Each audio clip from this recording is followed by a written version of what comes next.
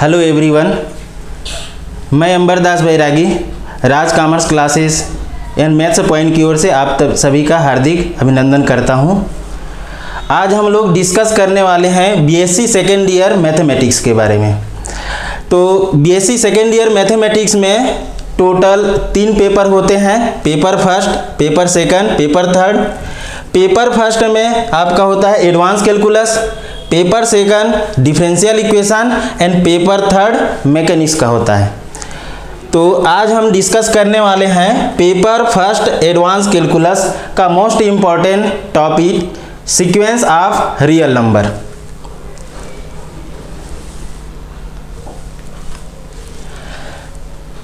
तो sequence of real number BSc second year का एक मोस्ट इम्पॉर्टेंट टॉपिक होता है। देखते हैं सीक्वेंस ऑफ रियल नंबर क्या होता है। सीक्वेंस ऑफ रियल नंबर एक तरह का फंक्शन होता है और जिसका डोमेन नेचुरल नंबर और जिसका रेंज रियल नंबर होता है, जो इस तरीक़ा से डिफाइन है। Function of F N is equal to S N for all N belongs to natural number के लिए। अब यहाँ पर जो डोमेन है सेट ऑफ नेचुरल नंबर है और सेट ऑफ नेचुरल नंबर में नंबर ऑफ एलिमेंट्स इनफाइनाइट होते हैं, n is equal to 1 2 3 dash dash dash infinite. तो इसका जो रेंज होगा f1 f2 f3 dash dash dash fn plus 1 dash dash dash. इसमें नंबर ऑफ एलिमेंट्स इनफाइनाइट है तो टर्म ऑफ एलिमेंट भी इनफाइनाइट होगा।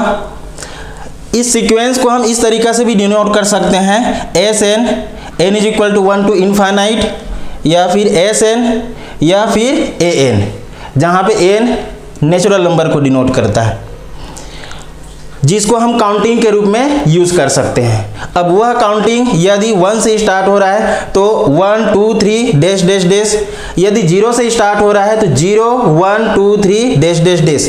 तो f1 f2 f3 fn ये सब काउंटिंग के लिए यूज़ होता है। f1 कहने का मतलब फर्स्ट टर्म, f2 कहने का मतलब सेकंड टर्म, f3 कहने का मतलब थर्ड टर्म। एग्जाम्पल के तौर पे देखते हैं S N is equal to N है, इसका मतलब 1 2 3 dash dash dash. Next S N is equal to यदि माइनस एन है तो ये हो जाएगा -1 -2 -3 dash dash dash infinite. S N is equal to 1 by N है तो इसका हो जाएगा 1/1 1/2 1/3 dash dash dash infinite.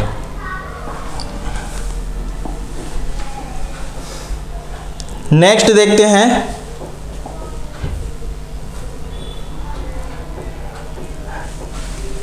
Term of sequence are always infinite.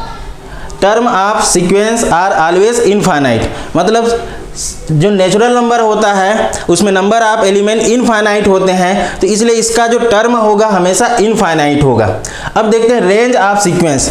किसी भी सीक्वेंस का रेंज, जो फंक्शन का रेंज होता है वही रेंज होता है आपके सीक्वेंस का। तो F N N belongs to natural number या फिर A N such that N belongs to natural number.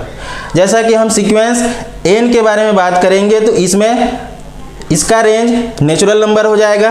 Range of 1 2 3 1 2 3 dash dash dash, इसके रेंज में 1 2 3, इसका मतलब इस सीक्वेंस का रेंज 1 2 3 आ जाता है। रेंज ऑफ -1 की पावर n है तो इसके रेंज में +1 और -1। अब देखते हैं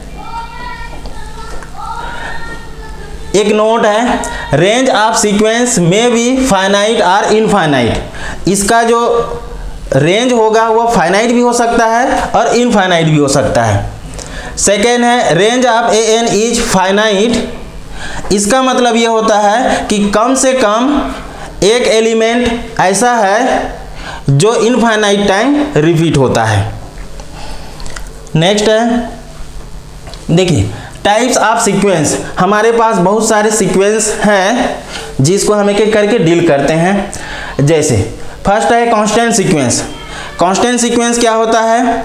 late A N be a sequence of real number then A N is said to be constant sequence यदि इसका रेंज कोई भी कांस्टेंट नंबर हो। जैसे कि F N is equal to C है और सी कोई भी एक रियल नंबर हो सकता है, कांस्टेंट नंबर, तब हम इस सीक्वेंस को कांस्टेंट सीक्वेंस कहते हैं। एग्जांपल के तौर पे देख सकते हैं कि 5 5 5 dash dash dash infinite time तक रिपीट हो रहा है और केवल एक ही नंबर है, इसका मतलब कांस्टेंट सीक्वेंस हुआ। 7 7 7 dash dash dash infinite time तक इसमें भी रिपीट हो रहा है और केवल एक ही नंबर है, कांस्टेंट है, तो इसलिए ये कांस्टेंट सीक्वेंस हो गया। फिर देखते हैं बाउंडेड सीक्वेंस। किसी भी सीक्वेंस को हम बाउंडेड सीक्वेंस कब कहते हैं? जब इसका रेंज सेट बाउंडेड होता है। जैसे एग्जांपल के तौर पे हम ये देखते हैं -1 की पावर n एक सीक्वेंस है।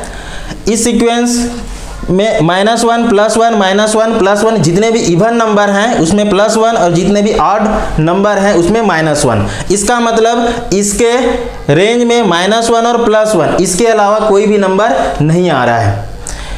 तो इस सीक्वेंस का जो इन्फीमम है वह -1 और सुप्रीमम है वह +1।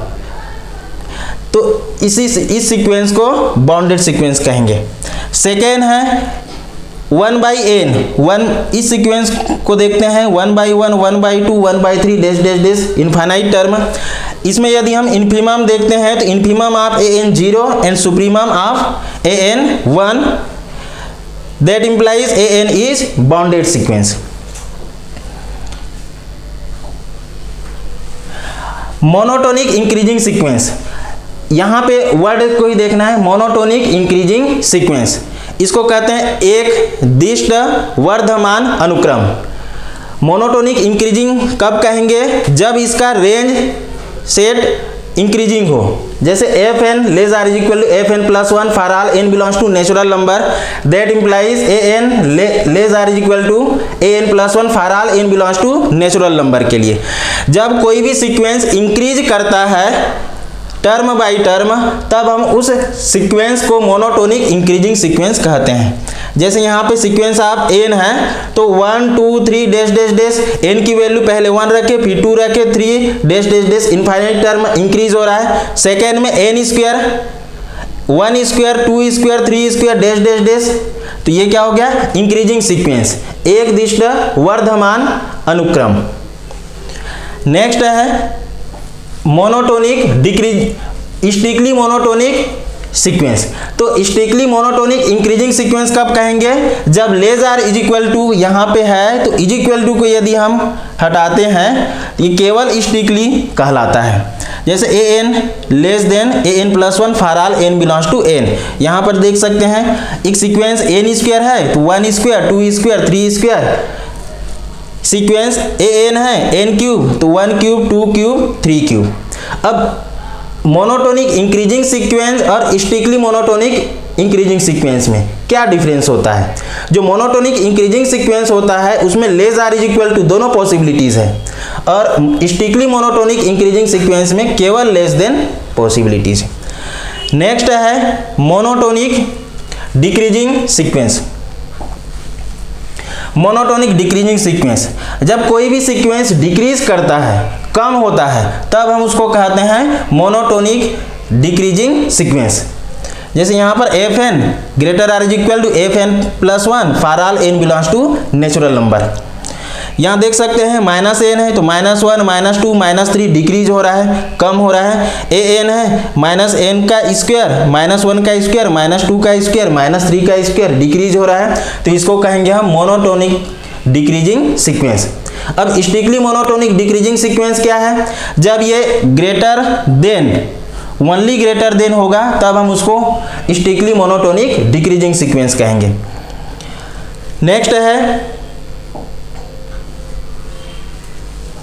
स्ट्रिक्टली मोनोटोनिक डिक्रीजिंग सीक्वेंस का एग्जांपल है -n square -1 square -2 square -3 square. Sequence -n cube तो -1 cube -2 cube -3 cube dash dash dash, तो यहाँ हम देख सकते हैं ये स्ट्रिक्टली मोनोटोनिक डिक्रीजिंग सीक्वेंस है।